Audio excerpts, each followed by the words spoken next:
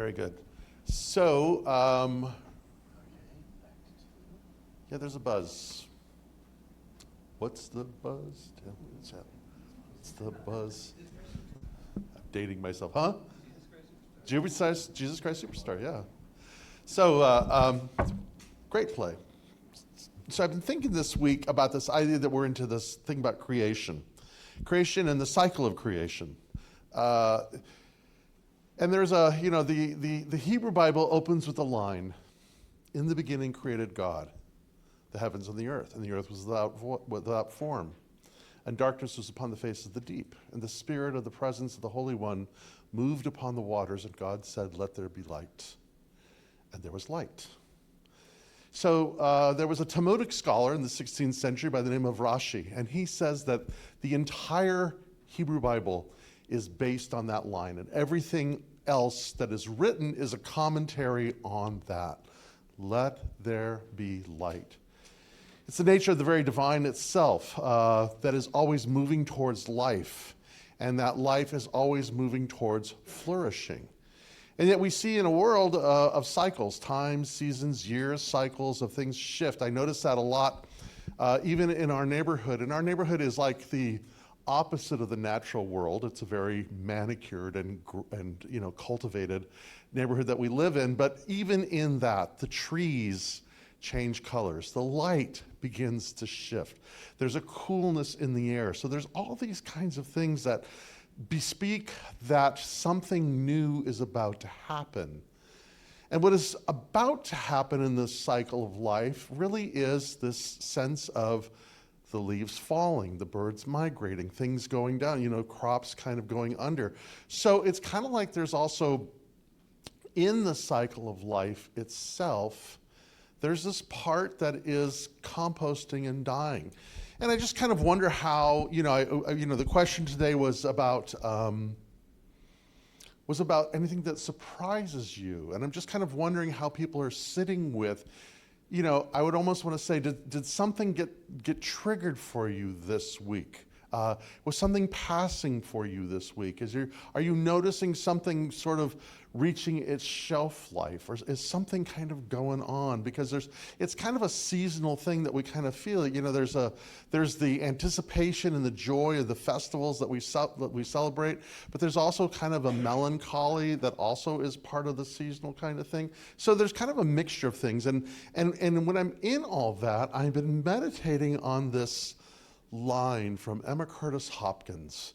Emma Curtis Hopkins was an early New Thought teacher. She was actually the teacher of Ernest Holmes, who was the founder of our particular denomination, and she was also the teacher of Charles and Myrtle Fillmore, who were the founders of Unity. And she's really an interesting woman, and I have my ups and downs with her. She's really very interesting, but she makes this statement, and I got to tell you, I play with this statement a lot.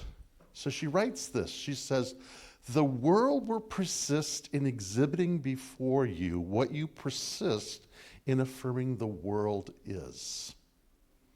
Let me say that again. The world will persist in exhibiting before you what you persist in affirming the world is. So on the surface, this is kind of a really interesting thought, because essentially it is saying that the world that we experience is due to the perception that we are holding on it. But I think there's an assumption there that I think is worth sitting with, and that is, does that mean that if I change my perception, that the world itself changes? And some of you are all nodding your heads. Well, of course it is. And I wonder about that. I think at some level, like the level of a microdose, something like that begins to happen. But I think that there's a danger in that. And the danger is that all we have to do is think happy thoughts and everything will be okay. And that to me is the challenge. Because I think, here's what I was writing in my journal, is that magical thinking is idolatry. Those are the kind of things I write at 5 in the morning. Magical thinking is idolatry. And what do I mean by that, is it's a false god. Because I think that all we have to do is think happy thoughts, and then the world changes, kind of takes, well, it sort of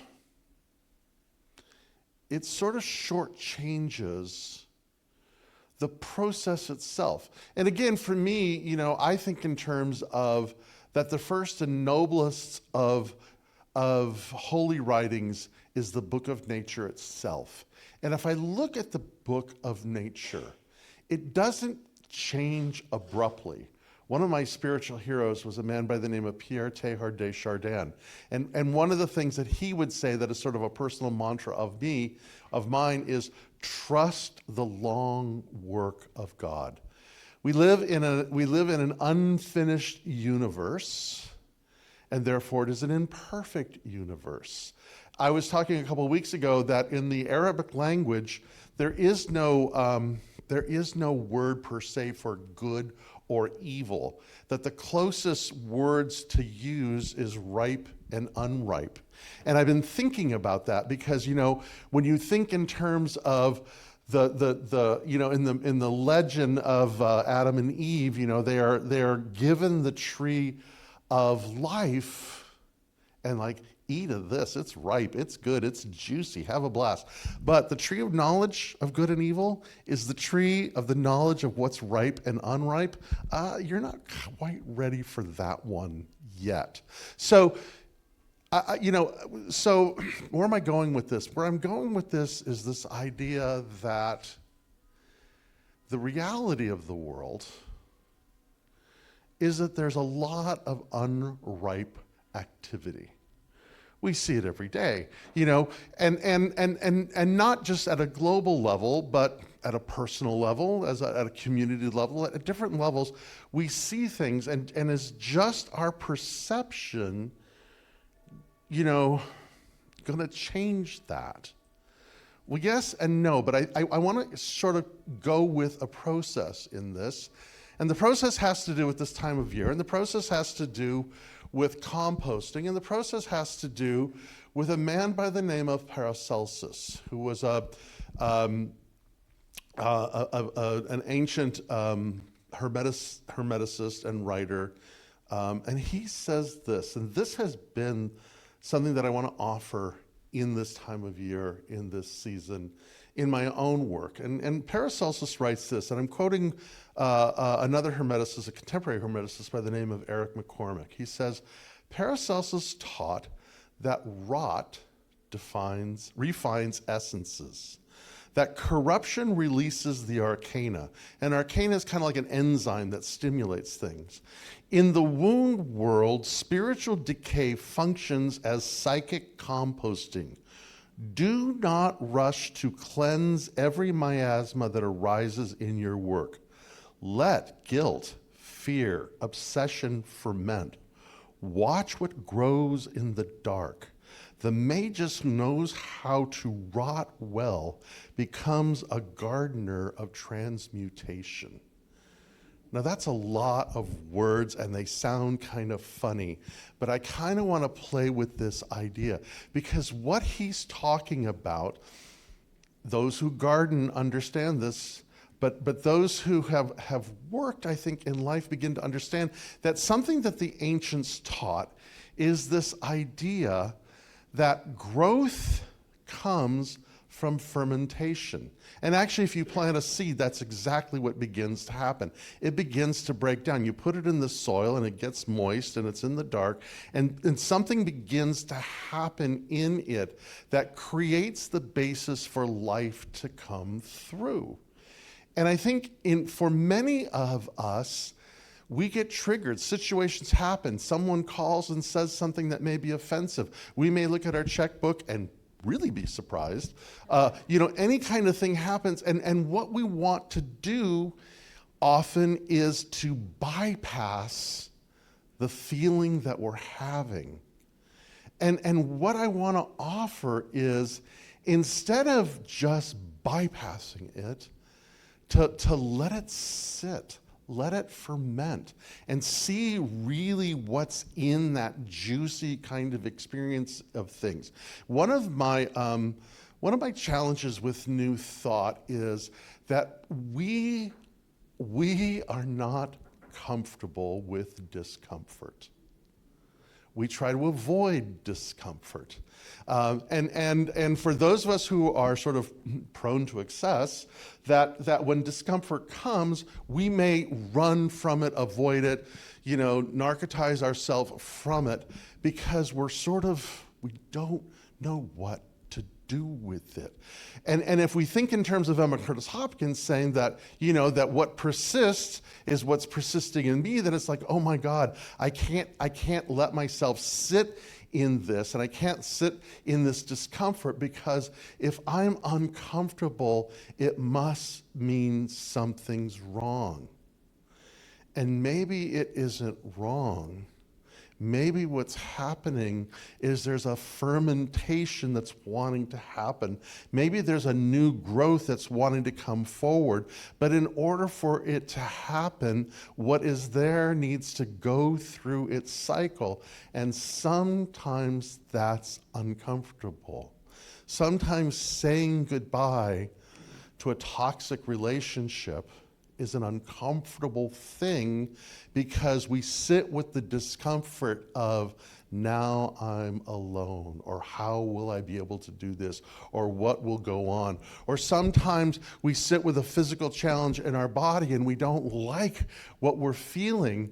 But something that New Thought does teach, which I think is very powerful, is we can't transmute anything that we don't take responsibility for. So pretending that it's not there doesn't change anything or make it going away. Sitting with the discomfort and seeing then what begins to arise, what is wanting to speak, what our body wants to say, what our emotions want to say, what our intellect wants to say. How can we trust the long work of God in something like this? Because it means, kind of like the season of light and dark, that sometimes we learn to navigate in the dark. And the way that we navigate in the dark is not how we navigate in the light. We must trust our intuition, or as Teilhard says, we must trust the long work of God. The philosopher Eugene Therakin says this. He says, "My mind is a filter.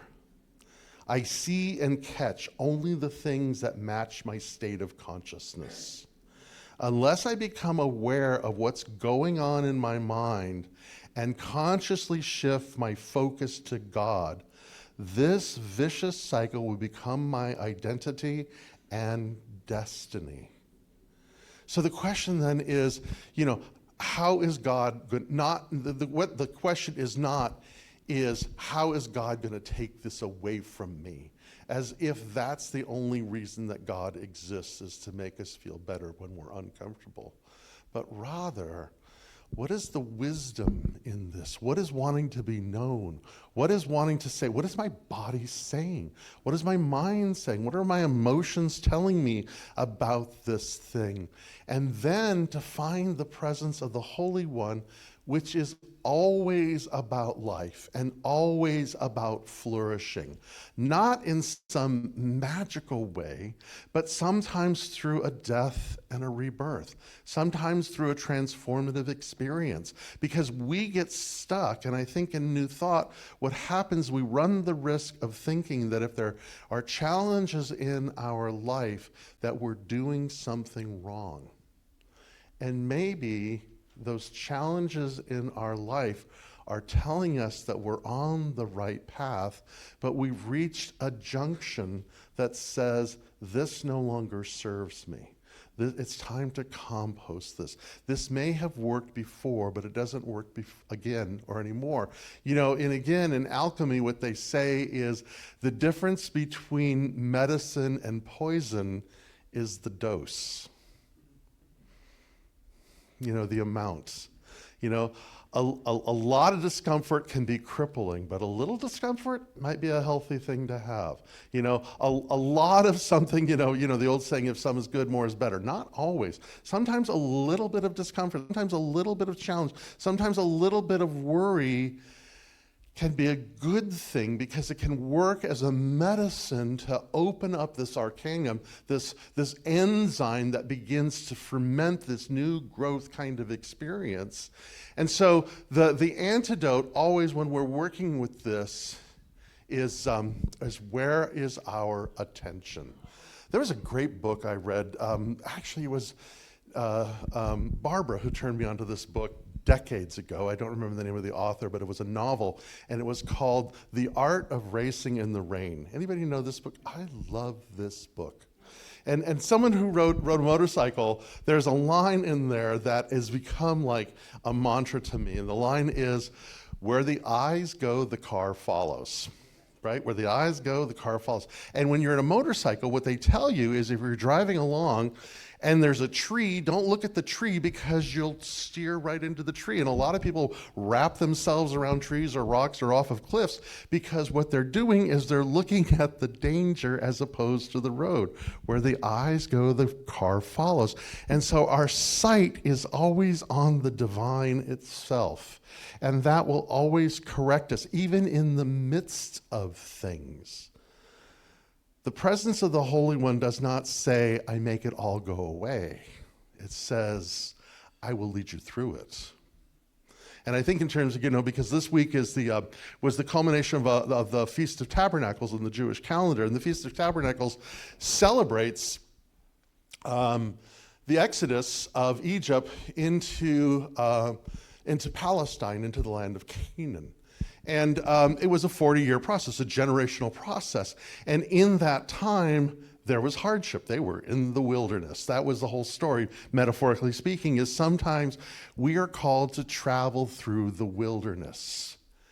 And what is our guide? What is our star? What is our navigation through the wilderness? It's not like make the wilderness go away. It's rather, how do I navigate my way through this? And so I have a formula. To offer to you guys because I use this often myself. And it comes actually from George Bernard Shaw, who was a great philosopher and contemporary of C.K. Chesterton, who is one of my heroes. And he says this. He says, imagination is the beginning of creation. You imagine what you desire, you will what you imagine, and at last you create what you will. And let me break this down for you. So he says, imagination is the beginning of creation. So we're in wherever we are in. And the thing to do is to breathe out of any kind of anxiety or fear. Discomfort is okay. But, we don't want to get, the difference between poison and medicine is dose, right?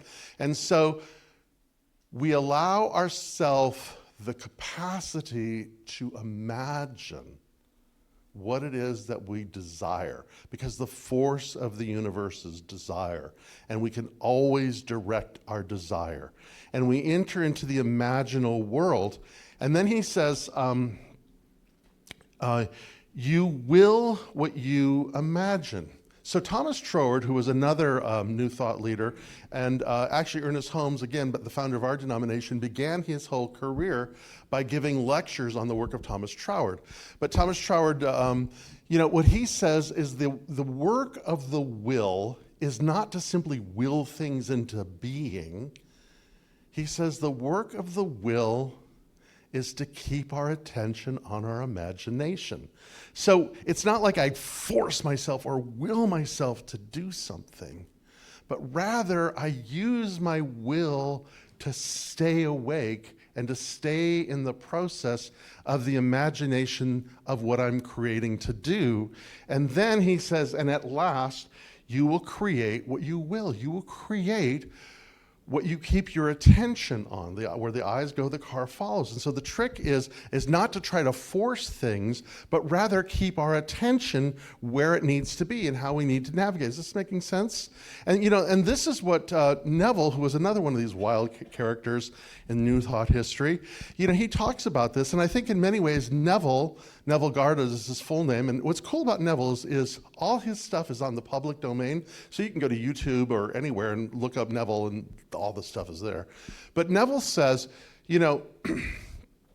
what I like about Neville is he is probably the closest between woo-woo New Thought and quantum physics. Because essentially what he says is if we create something within the imagination, the subjective mind begins to build a bridge towards that thing. So as long as our focus is on where the eyes go, the car follows, as long as our focus, even in that discomfort, even in that falling away, even in the, I wonder how I'm going to pay my mortgage this month kind of experience, even in all of that, if my attention is on my imagination, I don't need to figure it out, but there is a power that is working through me that will irresistibly draw me through and navigate myself even through this, even through the valley of the shadow of death. As the psalmist says, it will be there. And it's about staying awake, staying present, even in the discomfort. Where our eyes are is the direction that we're heading. So no matter what is falling away, where is our attention? Because that, in fact, is where we're going. And if you want a hint where your attention is, look at what you desire. Because that, in turn, again, going back to Dante Alighieri, not going back to Dante Alighieri, but I'm throwing it in, he says, time is love. If you want to know what you really want, what are you spending the most time with? Because what we spend the most time with is what we truly love, and what we truly love is what we become. And so if something is falling away, if something is moving, if something is in the process of something, what do I truly love? And let my attention be to that. And pro tip, the thing that we love is not the thing. It's the experience that the thing gives us. It's not the car. It's the freedom that having a car has. It's not the money. It's the ability to be in integrity. It's not the thing, but it's the experience of the thing. And we imagine ourselves not so much driving in the car as much as having the freedom. And if our attention is there, our time is there, we will become the thing that we are imagining. And so the tip is stay awake, be present. Where the eyes go, the car follows. Thank you.